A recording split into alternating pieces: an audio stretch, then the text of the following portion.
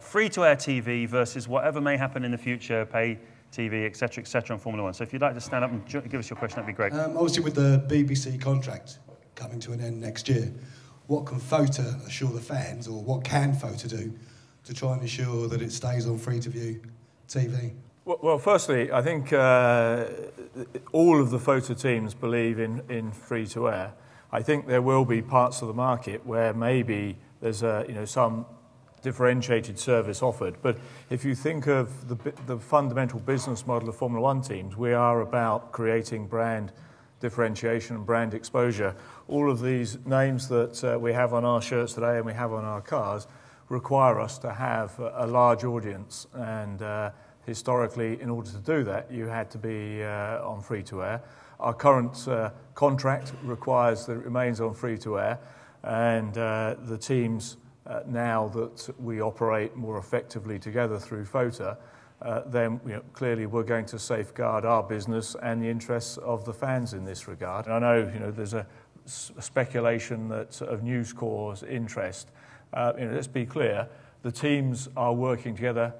This sport isn't going anywhere without the teams. So the teams, if we remain together, which we try hard to do, we overcome our competitive instinct on occasions.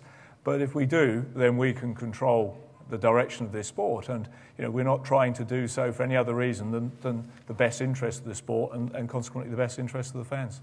The other thing to highlight is, even for the big teams, the income from television is only a proportion of our income. And the majority of our income comes from our partners and our sponsors.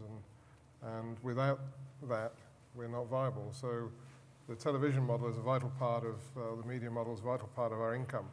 But we also have all our partners to consider. And if we don't give them the exposure they need, which almost comes down to the number of people watching the race, then we'll be in trouble. Is Jason Eaker here? Jason Eaker.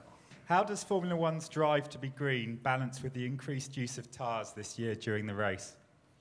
That's a very good question. Ross, you're using a lot of tyres up.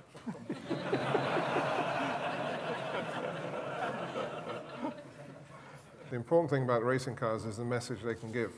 So with the new engine, it's not about the fact the new engine is going to be efficient, more efficient in itself. It's the message it gives that it's I don't like using this word at my age, but it's cool to have a really efficient engine, an engine that's going to race on a lot less fuel. And we're setting dramatic targets for reducing the amount of fuel we race on in the future. So 30, 40, 50% less than what we're racing on now. And, but still with the same power and still with the same excitement. We don't want to have fuel economy racing, but we want to set targets for the engineers. Bob? Yeah, I think personally that we should maybe compartmentalise things.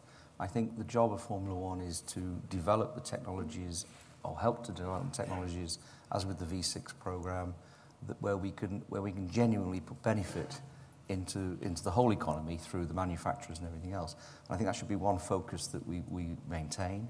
I think through the efforts of FOTA, it would be inexcusable not or to waste more than we need to do in terms of travel and everything else that goes with it. But I think that Formula One, for me, maybe I'm a bit of a dinosaur in this one, but I see it as a celebration of excess. We have the most powerful engines, we have the best show in motor racing, we have the best parties, we have the prettiest girls. We should not lose that, and I don't think we need to go down that road. We are a show at the end of the day, and the show must be maintained.